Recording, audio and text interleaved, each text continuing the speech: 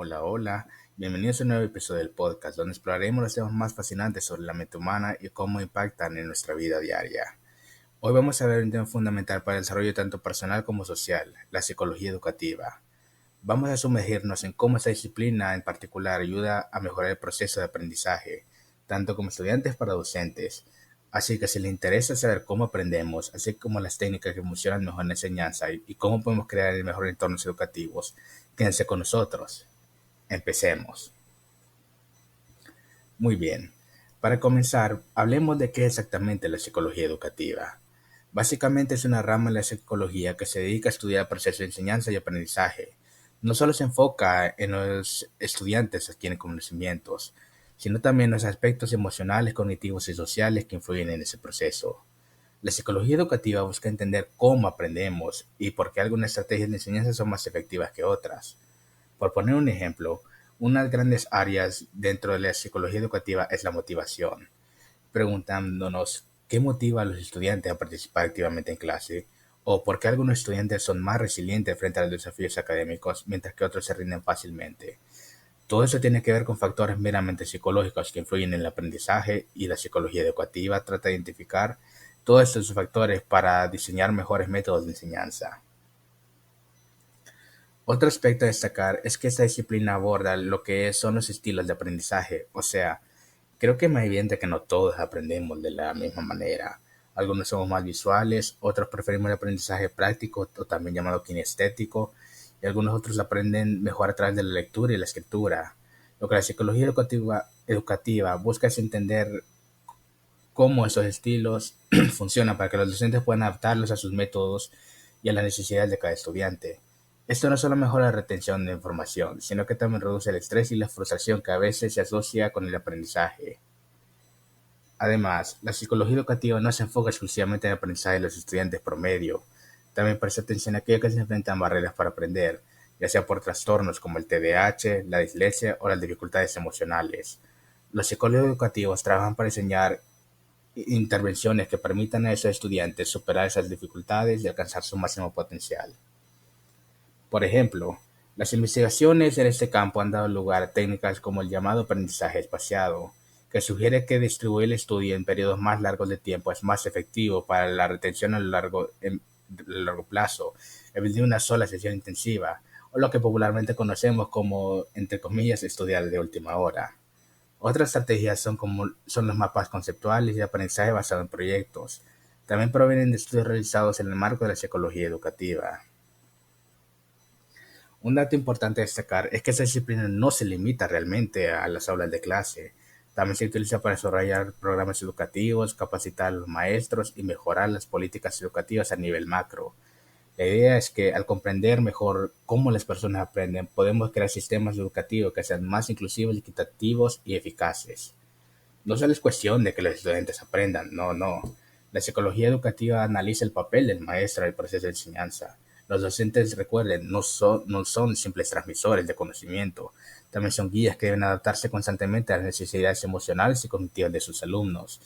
Esto implica un profundo entendimiento de la dinámica del aula y de cómo manejar situaciones complejas como la falta de motivación o la ansiedad académica. Hola a todos, muy buenas noches. El día de hoy nos encontramos aquí en este podcast con grandes psicólogos hondureños. Muchísimas gracias por la invitación. Mi nombre es Hazel Yasmin Vargas, licenciada en psicología. Muy bien, el día de hoy vamos a abordar un tema muy bonito que es el proceso de enseñanza-aprendizaje y hoy vamos a explorar en qué esto consiste, quiénes participan, quién enseña y dónde ocurre este proceso, ¿verdad? Pero lo vamos a tomar desde el área educativa. Entonces, ¿en qué consiste la enseñanza-aprendizaje? En psicología educativa, este es un proceso dinámico en el que se van a transmitir conocimientos, habilidades y valores a nuestros estudiantes, teniendo muy en cuenta cuáles son las características individuales de cada estudiante y el contexto en el que ellos aprenden. No solo vamos a tratar de enseñar, sino que vamos a tratar de guiar y motivar a ese estudiante, creando un ambiente que permita comprender y aplicar el conocimiento de una manera efectiva. Por ejemplo, en un aula de primaria, un profesor puede usar juegos que sean interactivos para enseñar matemáticas a sus alumnos. Eso no solo hace que la lección sea aún más divertida, sino que también ayuda a nuestros estudiantes a comprender conceptos que son un poco difíciles de una manera muy práctica y tangible. ¿Quién enseña? El rol de enseñar lo asume el docente, generalmente, ¿verdad? Pero también lo puede ser un tutor o un facilitador del aprendizaje. Este papel en psicología educativa va más allá de simplemente impartir clases, sino que aquí tratamos de ser un guía que adapta sus métodos para apoyar el aprendizaje de cada estudiante, tratar de entender cómo ese alumno aprende individualmente, ¿no? Aquí, por ejemplo, tenemos un ejemplo de una maestra de educación especial que ella puede usar herramientas tanto visuales como táctiles para que un niño aprenda, ¿verdad? Un niño con dificultades de aprendizaje aprenda y ya conozca el ritmo de la lección y pueda comprender el contenido de una manera diferente. También, ¿qué se enseña? Aquí el contenido abarca tanto conocimientos académicos, pero también las habilidades socioemocionales. Aquí el enfoque está en el desarrollo integral del estudiante, que va a incluir aspectos como, por ejemplo, la autonomía, pensamiento crítico, adaptación a diferentes contextos. Un ejemplo aquí podría ser en una clase de biología, que en secundaria no solo pueden centrarse en las células y el ADN, vaya, sino que vamos a hacerlo que lo hagan en grupo, para que ellos puedan fomentar lo que es la colaboración y el trabajo en equipo. Aquí los estudiantes pueden trabajar en grupos, como ya les decía, para resolver problemas científicos. ¿Y aquí qué es lo que van a aprender? Van a aprender a comunicarse y a negociar sus soluciones de manera efectiva, en grupo, ¿verdad? ¿Quién aprende? Los estudiantes son los que aprenden.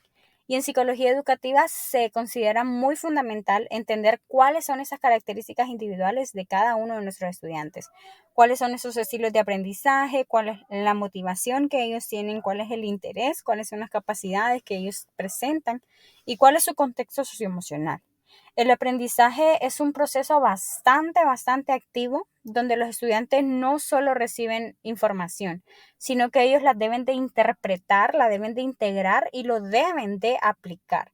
Por ejemplo, algunos estudiantes se sabe que aprenden mejor viendo videos, otros aprenden mejor a través de la lectura y otros a veces hasta necesitan experimentar las cosas para aprenderlas mejor. Entonces, siempre un buen educador buscará maneras de incorporar diferentes estrategias para llegar a todos los estudiantes.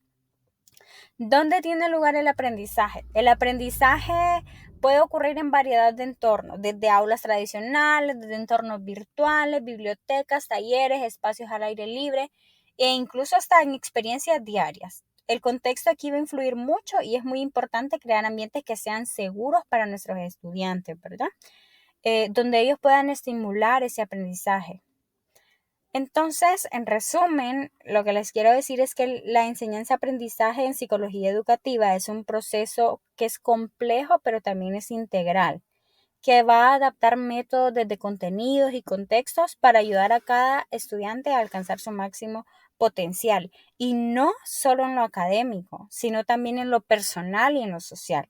Entonces, hasta aquí mi participación en el episodio de hoy. Espero que les haya gustado y continuamos con el siguiente tema. Gracias. Continuaremos hablando acerca de los objetivos de estudio que tiene la psicología educativa. Primeramente, pues tenemos que analizar el proceso de aprendizaje, que es evaluando cómo los estudiantes adquieren conocimientos y cómo factores como la atención, la memoria y motivación que influyen en el aprendizaje. Otro objeto de estudio es el desarrollo cognitivo y emocional, en donde se investigan las etapas de crecimiento de los estudiantes y de su impacto en el rendimiento académico. Además, estudia las dificultades individuales en el aprendizaje, como los estilos de aprendizaje, las capacidades cognitivas y el impacto de factores socioeconómicos y culturales. Hablamos también acerca de la evaluación y diagnóstico, que es otro aspecto muy central, ya que en la psicología educativa pues desarrolla herramientas para identificar dificultades de aprendizaje como el TDAH o la dislexia, que también se enfoca en la creación y aplicación de estrategias de intervenciones educativas para mejorar la enseñanza y ajustarse a las necesidades de los estudiantes. Y por último, tenemos la motivación y manejo en el aula, ya que buscamos cómo incentivar a los alumnos y gestionar el ambiente educativo para optimizar el proceso de aprendizaje.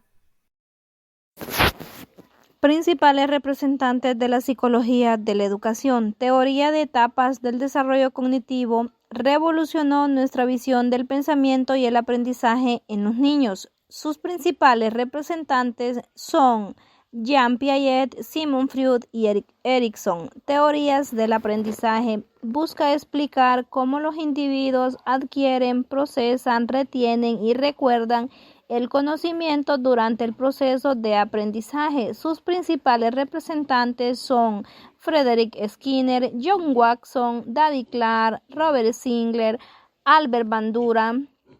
Teorías contextuales. Se centra en la interacción entre el individuo y su entorno. Sus principales representantes son Lev Vygotsky y Uriet.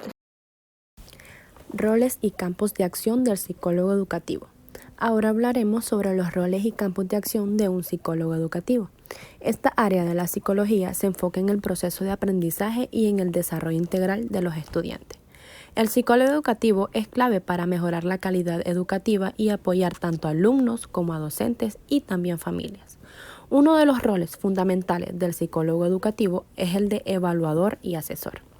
Por ejemplo, identifica dificultades de aprendizaje como la dislexia o el TDAH mediante pruebas psicológicas y también proporciona recomendaciones personalizadas para cada estudiante. Además, colabora con los maestros para adaptar los métodos de enseñanza según las necesidades del aula. Otro rol importante es el de orientador.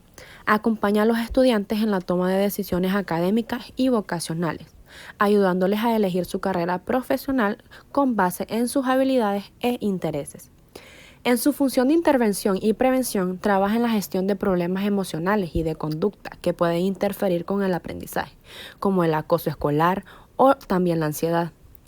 También realiza talleres sobre las habilidades sociales, regulación emocional y motivación, dirigido tanto a estudiantes como a docentes. Un ejemplo práctico de su intervención es cuando un psicólogo diseña estrategias de estudio para estudiantes que tienen dificultades para concentrarse.